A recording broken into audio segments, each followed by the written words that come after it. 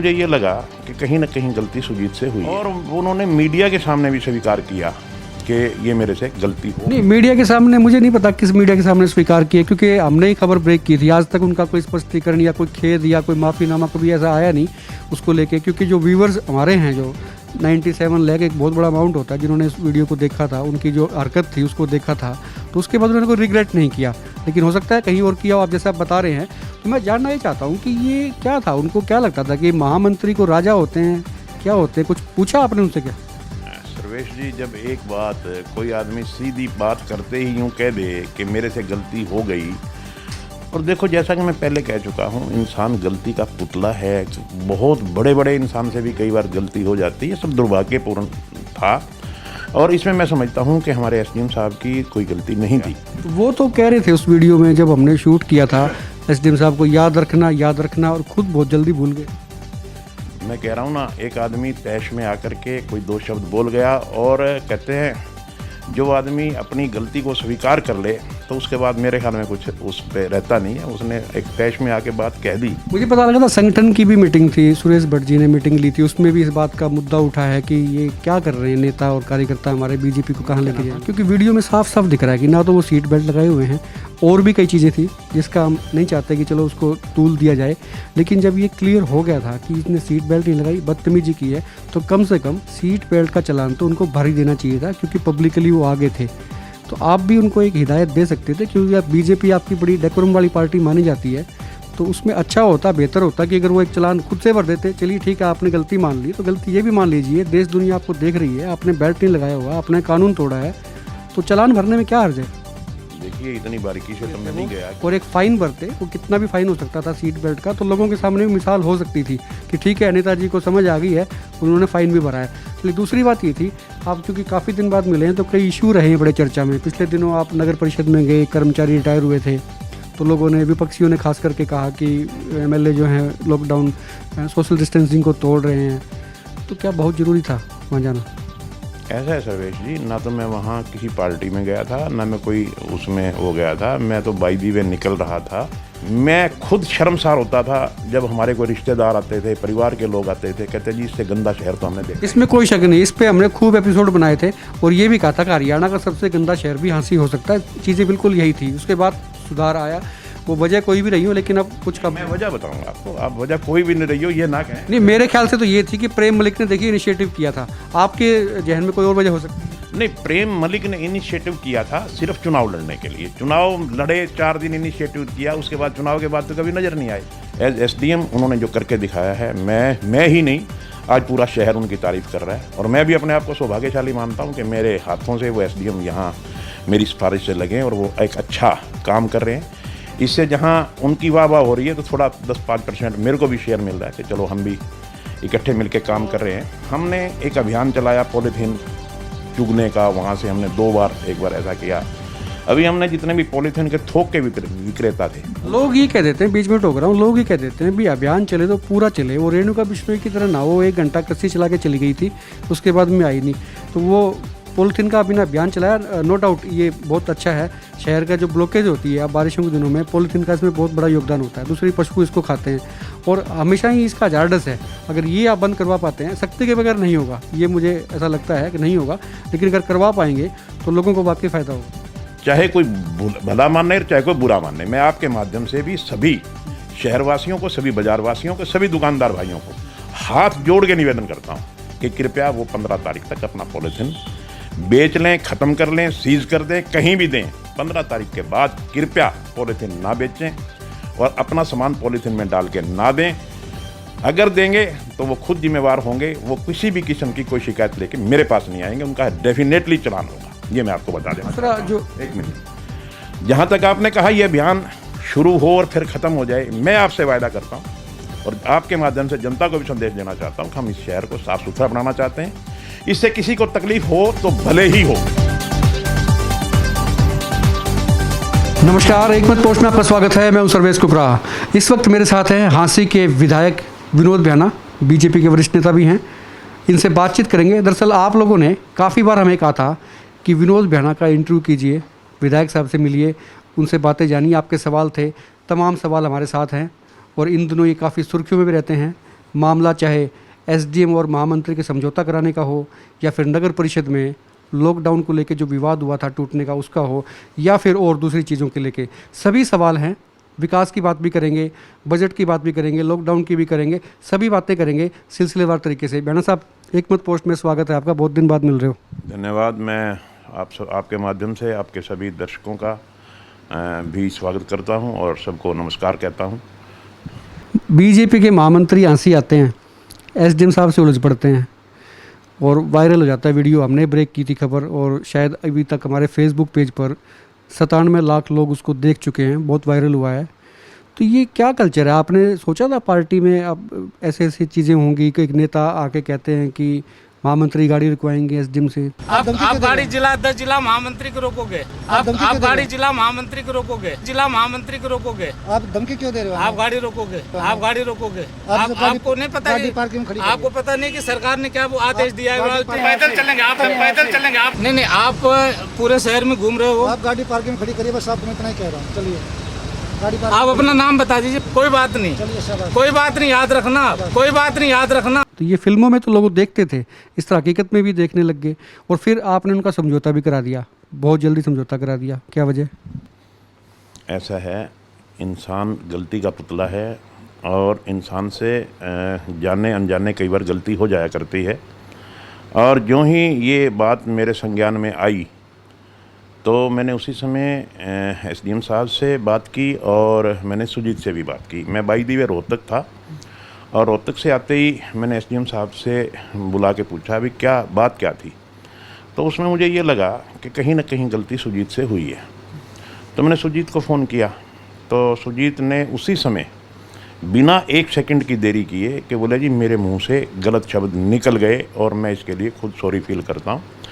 और उन्होंने मीडिया के सामने भी स्वीकार किया कि ये मेरे से गलती हो। नहीं, मीडिया के सामने मुझे नहीं पता किस मीडिया के सामने स्वीकार किया, क्योंकि हमने ही खबर ब्रेक की थी। आज तक उनका कोई स्पष्टीकरण या कोई खेद या कोई माफ़ीनामा कभी ऐसा आया नहीं उसको लेके, क्योंकि जो व्यूवर्स हमारे हैं जो 97 लाख एक बहुत बड़ा अमाउंट होता है, जिन्होंने इस वीडियो को देखा था, उनकी जो हरकत थी उसको देखा था, तो उसके बाद उन्होंने कोई रिग्रेट नहीं किया।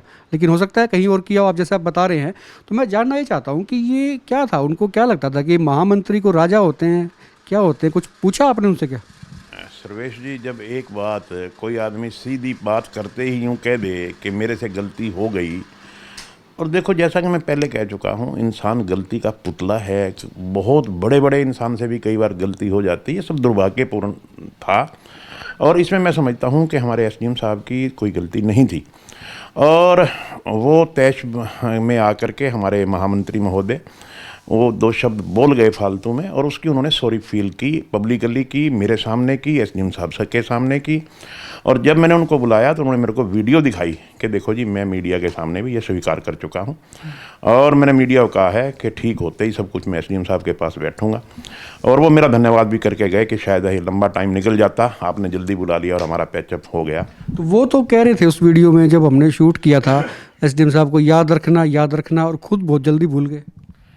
मैं कह रहा हूँ ना, एक आदमी तैश में आकर के कोई 2 शब्द बोल गया और कहते हैं जो आदमी अपनी गलती को स्वीकार कर ले तो उसके बाद मेरे ख्याल में कुछ उस पे रहता नहीं है। उसने एक तैश में आके बात कह दी। मुझे पता लगा था संगठन की भी मीटिंग थी, सुरेश भट्ट जी ने मीटिंग ली थी, उसमें भी इस बात का मुद्दा उठा है कि ये क्या कर रहे हैं नेता और कार्यकर्ता हमारे, बीजेपी को कहाँ लेके जाएंगे? ये मेरे संज्ञान में नहीं है क्योंकि संगठन में कोई बात हुई है, संगठन में इस विषय कोई चर्चा हुई है, मुझे इस बात का पता नहीं है। कुछ लोगों का ये भी कहना था, क्योंकि वीडियो में साफ साफ दिख रहा है कि ना तो वो सीट बेल्ट लगाए हुए हैं और भी कई चीज़ें थी जिसका हम नहीं चाहते कि चलो उसको तूल दिया जाए, लेकिन जब ये क्लियर हो गया था कि इसने सीट बेल्ट नहीं लगाई, बदतमीजी की है, तो कम से कम सीट बेल्ट का चलान तो उनको भर ही देना चाहिए था, क्योंकि पब्लिकली वो आगे थे। तो आप भी उनको एक हिदायत दे सकते थे, क्योंकि आप बीजेपी आपकी बड़ी डेकोरम वाली पार्टी मानी जाती है, तो उसमें अच्छा होता, बेहतर होता कि अगर वो एक चलान खुद से भर देते। चलिए ठीक है, आपने गलती मान ली तो गलती ये भी मान लीजिए, देश दुनिया आपको देख रही है, आपने बेल्ट नहीं लगाया हुआ, आपने कानून तोड़ा है, तो चलान भरने में क्या हर्ज है? देखिए, इतनी बारीकी से तो मैं नहीं गया कि उन्होंने सीट बेल्ट लगा रखी थी कि नहीं लगा रखी थी, तो आप ही बता रहे हैं मेरे को। मगर कई बार ये होता है कि जब गाड़ी रुक जाती है तो उसके बाद ऑटोमेटिक भी आदमी सीट बेल्ट निकाल देता है। हो सकता है लगा रखी हो, उस टाइम उतार दी हो, या गॉड नोज ना लगा रखी थी, मुझे इन बातों का मेरे संज्ञान में नहीं है, ना ही मैंने उनकी ऐसी कोई वीडियो देखी। अभी आप बता रहे हैं तो मैं समझता हूँ कि सीट बेल्ट तो लगी होनी चाहिए थी, नहीं थी तो ये भी एक कानून। क्योंकि हमारा ये मानना है कि वो वाकई उनको रिग्रेट था, तो अच्छा होता अपने आप से जो इनिशिएटिव लेते वो, और एक फ़ाइन भरते, वो कितना भी फ़ाइन हो सकता था सीट बेल्ट का, तो लोगों के सामने भी मिसाल हो सकती थी कि ठीक है नेताजी को समझ आ गई है, उन्होंने फ़ाइन भी भरा है। चलिए, दूसरी बात ये थी, आप चूँकि काफ़ी दिन बाद मिले हैं तो कई इशू रहे हैं बड़े चर्चा में। पिछले दिनों आप नगर परिषद में गए, कर्मचारी रिटायर हुए थे, तो लोगों ने, विपक्षियों ने खास करके कहा कि एमएलए जो हैं लॉकडाउन सोशल डिस्टेंसिंग को तोड़ रहे हैं, तो क्या बहुत ज़रूरी था वहाँ जाना? ऐसा है सर्वेश जी, ना तो मैं वहाँ किसी पार्टी में गया था, ना मैं कोई उसमें हो गया था, मैं तो बाई दी वे निकल रहा था, तो मेरे को पता चला कि यहाँ एक कोई कर्मचारी रिटायर हो रहे हैं, उनकी रिटायरमेंट है। मैंने अपनी मर्जी से, ना मुझे किसी ने बुलाया था, मैं तो अपनी मर्जी से गाड़ी उधर मोड़ दी, देखूँ क्या चल रहा है नगर परिषद में। आज अधिकारी वगैरह भी आए हुए, बताया किसी ने, क्योंकि ईओ हमारे के पास एडिशनल चार्ज है। मैंने ईओ से भी 2 बातें करनी थी हांसी शहर के बारे में। मैंने गाड़ी घुमा दी तो आगे गया, तो वो सही मायने में, अब लोग तो देखो अपोजिशन का काम है कि वो जो भी सत्ताधारी लोग हैं, पावर में हैं जो लोग, उनके ऊपर कोई ना कोई लांछन लगाना। हमारे कुछ साथी तो ऐसे हैं जिनके बारे में ये कहना चाहूँगा कि रात को सोते हैं जब विनोद भैया को याद करके सोते हैं, और सुबह उठते हैं तो विनोद भैया। तो इससे तो आपकी उम्र ही लंबी होगी। खैर, नहीं, मैं तो यही कह रहा हूँ, मैं कहता हूँ भगवान उनका भला करे। एक बात है, कहते हैं निंदक निर्रे राखिए। निंदा करने वाले को हमेशा नज़दीक रखना चाहिए, उसको पुचकार के रखना चाहिए, उसको प्यार से रखना चाहिए, ताकि हमारे में कोई कमी है जिसकी वो निंदा कर रहे हैं तो कम से कम हम संभल जाएं। मैं आपको ईमानदारी से बताता हूं, जब मैं उस पार्टी में गया मैं मेन चेयर पे बैठा था, मेरे सामने मैक्सिमम 12-14 लोग होंगे और पूरी डिस्टेंस में बैठे थे, सबके मुंह पे मास्क थे। जैसे ही मैं वहाँ पहुँचा, ईमानदारी से बताता हूँ, मेरे को पता लगा कि रिटायरमेंट पार्टी, मैंने मेरी गाड़ी भेजी, मेरे घर से मैंने गर्म शॉल, उससे पहले मुझे ये नहीं पता था, मेरी गाड़ी घर से स्पेशल शॉल लेने आई, क्योंकि किसी की भी रिटायरमेंट पार्टी में आप बाई दी वे भी चले गए। वैसे मैं मान लेता हूँ कि ऐसा हुआ होगा, लेकिन शायद लोग नहीं मानेंगे कि भाई इत्तेफाक से ऐसा हो गया होगा। नहीं, ये मैं आपको, मैं झूठ बोल नहीं, मैं कह देता कि मेरे को बुलाया था इत्तेफाक से, ये भी ईमानदारी की बात है। मैं आपको, ये आप बंद करोगे तो मैं मेरे ड्राइवर से और गनमैन से फ़ोन पे पूछूंगा। कोई बात नहीं, मैं तो कह ही रहा हूँ कि मान लेते हैं। हाँ, तो वो मैंने शॉल मंगवाई, मैक्सिमम 12-14 लोग थे मेरे ख्याल में। तो उसमें ये भी कहा गया कि आपने बड़ी उनकी तारीफ़ की, हालांकि वो बड़े लाइमलाइट में रहे, फिर आपने ये भी कहा भी ये रिटायर बेसिक से हो रहे हैं लेकिन ये काम तो करते रहेंगे, ऐसा कुछ था क्या वहाँ पे? नहीं, ऐसा कुछ नहीं है। अगर ऐसी इस किस्म की कोई रिकॉर्डिंग हो तो फिर मैं जिम्मेवार हूँ, ऐसी कुछ नहीं। जैसे एक आदमी कोई रिटायर हो रहा है, उसके हक में कुछ बोलोगे 2 शब्द, तो ये ज़रूर कहा होगा मैंने कि इनकी नौकरी थी जो अच्छी नौकरी रही, आज ये नौकरी से रिटायर हो रहे हैं, पहले ये सरकारी तौर पे नौकरी कर रहे थे, अब समाज की सेवा के तौर पे नौकरी करेंगे। ऐसे शब्द तो देखो आम आदमी के लिए बोल दिए जाते हैं, और ऐसा ही बोला। पहले हमने भी 1-2 इंटरव्यूज़ हुए, डिबेट्स हुई, तो हमने भी ये आपके लिए कहा था कि भाई विधायक जी फीते वीते कटाते हैं, फ़ोटो वोटो खिंचवाते हैं, आवारा पशुओं को नहीं पकड़ रहे हैं, बहुत घूम रहे हैं। आज मुझे एसडीएम साहब ने बताया कि आपने मिलकर कोई योजना तैयार की है, और वो जो है ना, उन्होंने भी मुझे इसके बारे में बताया था कि मार्केट कमेटी के ग्राउंड में शायद ये हो रहा है कि पशु मुक्त हो सकता है हांसी। उन्होंने बताया कि 1 जून को शायद तक ये हो जाएगा। तो थोड़ी सी और एडिशनल जानकारी आपके पास, क्योंकि आपने योजना तैयार करवाई है साथ में कि भाई ये होना चाहिए, तो क्या व्यवस्था रहेगी? कुछ लोगों ने ये भी कहा कि गंदगी अंदर हो सकती है, कुछ पशु मर सकते हैं, पहले ही मरे थे, तो क्या ऐसा कुछ, क्या व्यवस्था की गई है? ऐसा सर्वेश जी, मैं आपको याद दिलवाना चाहता हूँ, जब मैं चुनाव लड़ रहा था, तो जब मैं स्पीच अपनी, विशेष तौर पे सिटी के एरिया में अपनी स्पीच बंद करता था, तो आप लोग और लोग, शहर के लोग, मीडिया के लोग, सोशल मीडिया के लोग मेरे से एक बात पूछते थे कि चुनाव जीतने के बाद आपकी प्राथमिकताएं क्या रहेंगी। तो मेरी सबसे पहली प्राथमिकता जो होती थी वो ये होती थी कि मैं हांसी शहर को एक साफ़ सुथरा और सुंदर शहर बनाना चाहता हूँ, और मेरी इच्छा है कि हांसी एक मॉडल सिटी बने। परमात्मा की कृपा से और हांसी जनता की लोगों के आशीर्वाद से मैं चुनाव जीता। मेरी शुरू के दिन ही ये नीयत थी कि पिछली बार कुछ कमियां रह गई थी हांसी शहर के लिए, उन कमियों को दूर करके मैं हांसी को साफ़ सुथरा शहर बनाऊंगा। अगर मैं आपको याद दिलवाऊं, चुनाव से थोड़े दिन पहले हांसी शहर की क्या दुर्दशा थी, मैं खुद शर्मसार होता था जब हमारे कोई रिश्तेदार आते थे, परिवार के लोग आते थे, कहते जी इससे गंदा शहर तो हमने देखा। इसमें कोई शक नहीं, इस पे हमने खूब एपिसोड बनाए थे और ये भी कहा था कि हरियाणा का सबसे गंदा शहर भी हाँसी हो सकता है। चीज़ें बिल्कुल यही थी, उसके बाद सुधार आया। वो वजह कोई भी रही हो, लेकिन अब कुछ का मैं वजह बताऊंगा आपको, आप वजह कोई भी नहीं रही हो ये ना कहें। नहीं, मेरे ख्याल से तो ये थी कि प्रेम मलिक ने देखिए इनिशिएटिव किया था। आपके जहन में कोई और वजह हो सकती है? नहीं, प्रेम मलिक ने इनिशिएटिव किया था सिर्फ चुनाव लड़ने के लिए। चुनाव लड़े, 4 दिन इनिशिएटिव किया, उसके बाद चुनाव के बाद तो कभी नज़र नहीं आए। वो कोई इनिशिएटिव नहीं कह सकते, वो एक चुनावी वो साजबाज थी।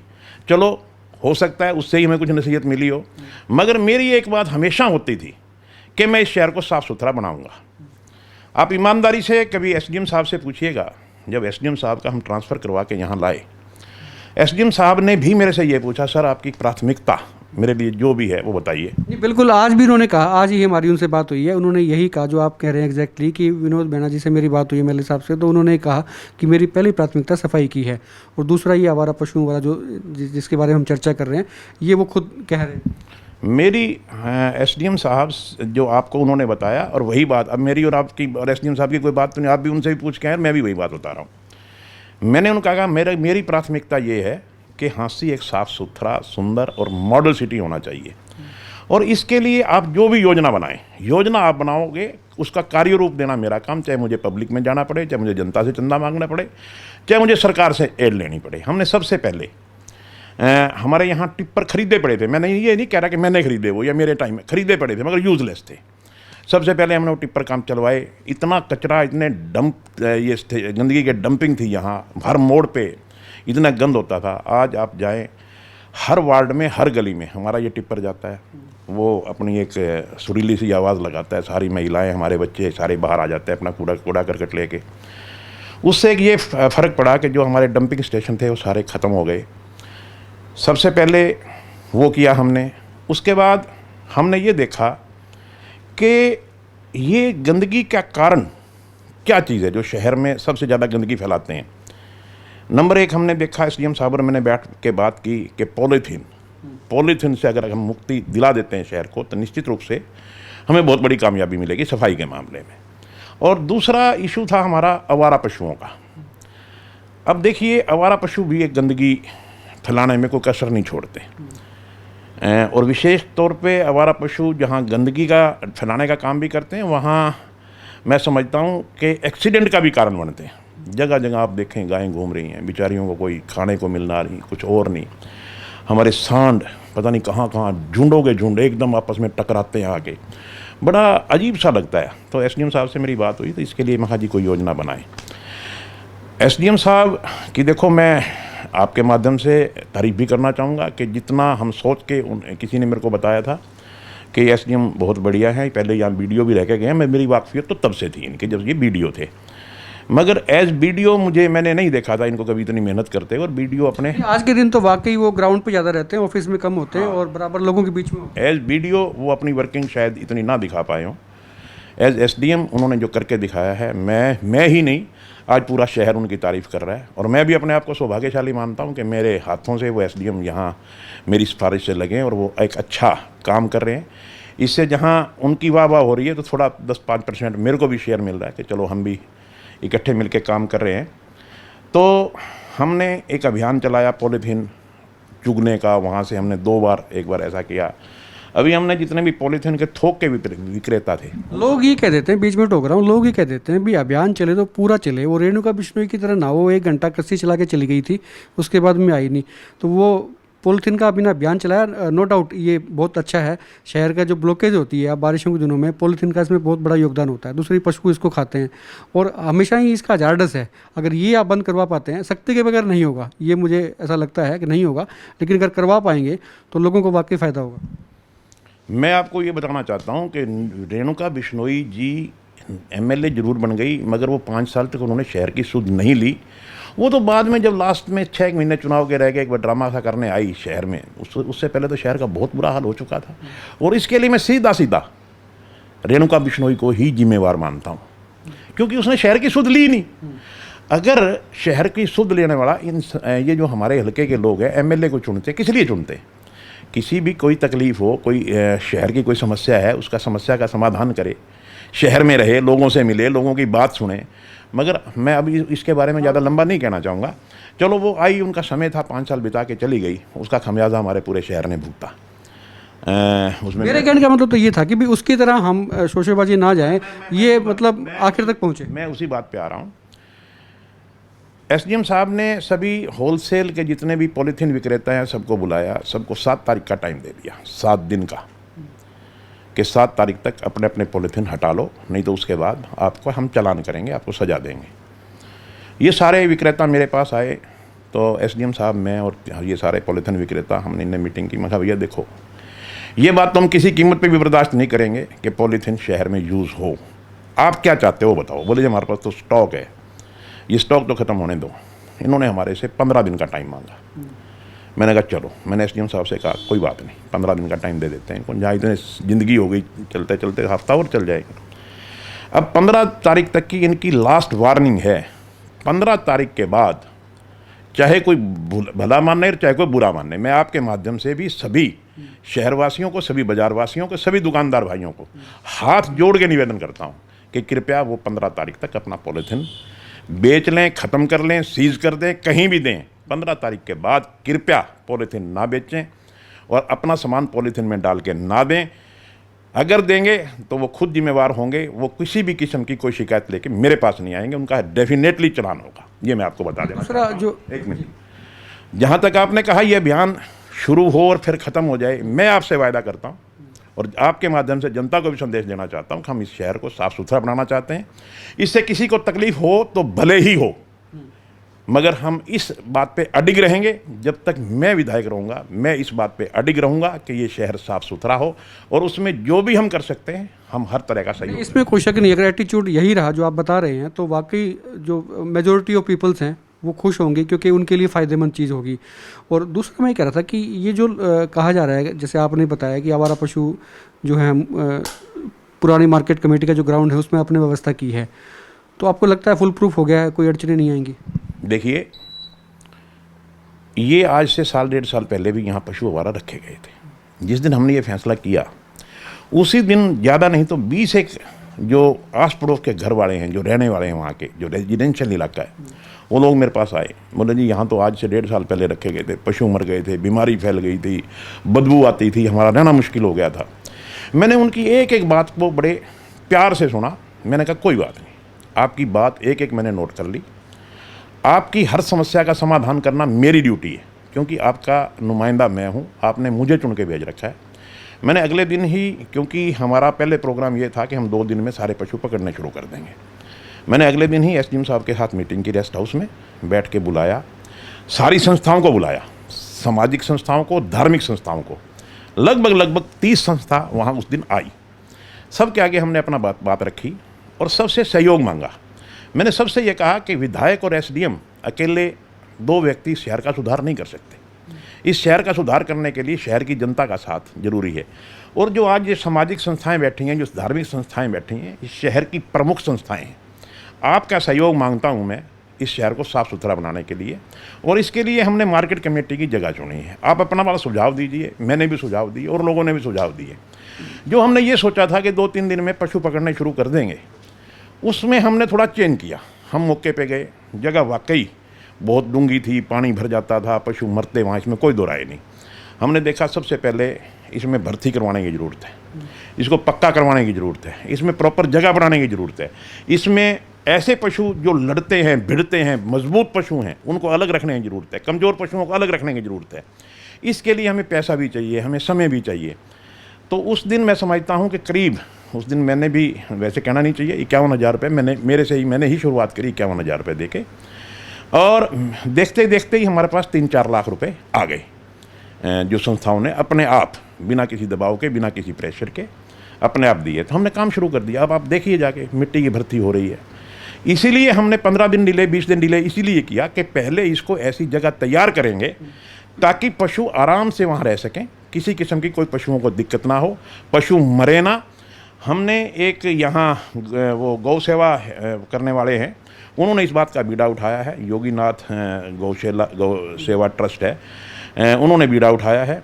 और ये बात हमने पक्की की है। देखो, पशु मरेंगे, इसमें कोई दो राय नहीं। हर इंसान के जितने सांस है वो सांस लेके उसके बाद अपनी जीवन यात्रा पूरी कर जाता है, उसमें चाहे इंसान हो चाहे पशु हो। पशु मरेगा, उसको फौरी तौर पे उठाया जाएगा, वहाँ उसको सड़ने नहीं देंगे। ये मैं आपके माध्यम से जनता से वायदा करता हूँ। पशु वहाँ भूखे नहीं रहेंगे, पशु वहाँ गर्मी में नहीं रहेंगे, उनके लिए शेड तैयार होंगे, शेड के नीचे पंखे लगेंगे, नीचे पक्की जगह होगी, उनकी रोज़ाना सफाई होगी, पूरा चारा मिलेगा। किसी किस्म की दिक्कत उस कॉलोनी के लोगों को नहीं होगी और ना ही वहाँ जो पशु रखे जाएंगे उनको कोई दिक्कत होगी। ये मैं आपके माध्यम से जनता को बताना चाहता हूँ। उन्होंने एक डेडलाइन दी थी कि 1 जून तक शायद आवारा पशु गौशाला में चले जाएंगे, तो ऐसा ही कुछ है या समय लग सकता है? मैं तो समझता हूँ कि 1 जून भी नहीं होने देंगे। 1 जून तो डेडलाइन है, उससे पहले भी आ जाएंगे। मुझे ये विश्वास है कि जैसा हमारा काम चल रहा है गति से, उससे पहले ही हम सबसे पहले तो मैं आपके माध्यम से जनता को ये भी बताना चाहता हूँ कि आज हमारे कुछ भाई ऐसे भी हैं जो सुबह गायों को दूध निकाल के छोड़ देते हैं और शाम को फिर वो गौओं का दूध निकाल के शाम को फिर छोड़ देते हैं। मैं आपके माध्यम से उनसे भी हाथ जोड़ के अपील करता हूँ, अब वो समय चला गया। अब अपनी गायों को अपने घर में बांधें, उनके चारे का, पानी का, घूमने का, फिरने का वहीं प्रबंध करें। अगर वो अब भी यूं ही गाय का दूध निकाल के आवारा बना देंगे उनको, तो ये बात हम बर्दाश्त नहीं करेंगे। दरअसल हमारे जो है, हम लोगों की फितरत है कि हम सख्ती के बगैर मानते नहीं है। कुछ लोगों ने पिछले दिनों कहा कि पुलिस चालान काट रही है, तो मैंने भी कहा कि भाई हम क्यों नहीं ओबे करते, जो रूल्स हैं तो यही चीज़ है। तो उसमें भी शायद ऐसा लगता है मुझे कि जब तक सख्ती नहीं होगी तब तक व्यवस्था को बहाल किया जा सकता नहीं है। मैंने आपको कह दिया कि मेरा एक ख्वाब है, मेरा एक ड्रीम प्रोजेक्ट है इस शहर को साफ़ सुथरा बनाने के लिए। उसके लिए मुझे चाहे लोगों को कितनी सख्ती मुझे करनी पड़े और चाहे लोग मुझसे कितना ही नाराज़ हों, मैं आपके माध्यम से लोगों से हाथ जोड़ के निवेदन करता हूं कि मेरा ये एक ड्रीम प्रोजेक्ट है हाँसी को साफ़ सुथरा और इसको मॉडल सिटी बनाना। ये हो सकता है कि थोड़ी इसके जो कोरोना बीमारी आई है इससे हमारे सरकार के बजट में भी काफ़ी खलल पड़ा है, हो सकता है कुछ समय लग जाए। बजट से याद आ गया मुझे, आपकी सरकार के कई मंत्री विधायकों ने बहुत पैसा इकट्ठा करके सरकार को दे दिया, आप भी कुछ कर दो।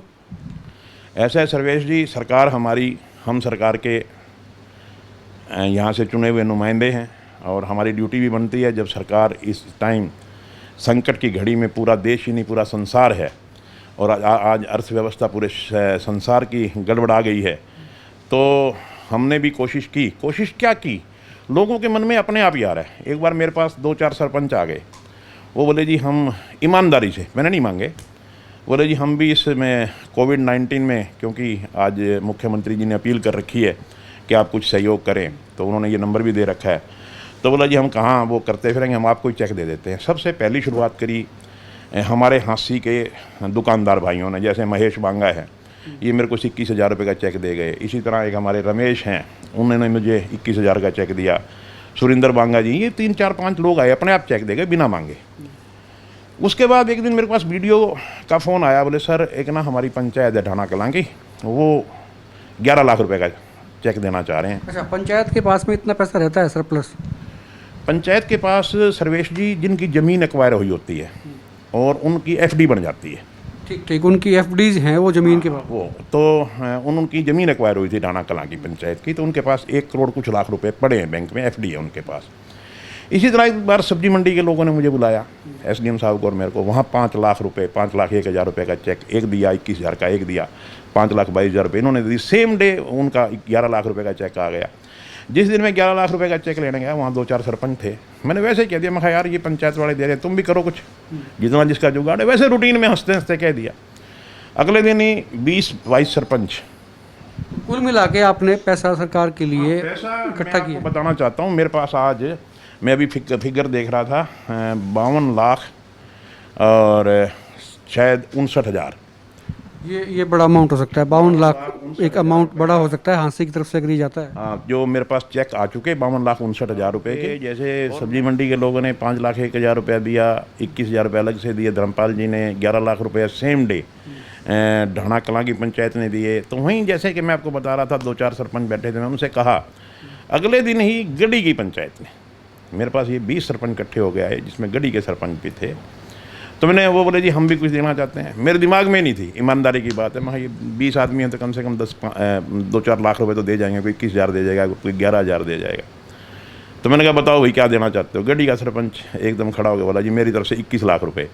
मैं सुन के हैरान हो गया, 21 लाख या 21,000? बोला जी 21 लाख। मैं कहा हैं तेरी पंचायत में पैसे इतने? तो उन्होंने कहा जी हमारी ज़मीन रेलवे में जो रेल की लाइन निकल रही ना हांसी से रोड तक, तो हमें करीब 70 लाख रुपए उसमें ज़मीन की एक्वायरमेंट के मिले हैं।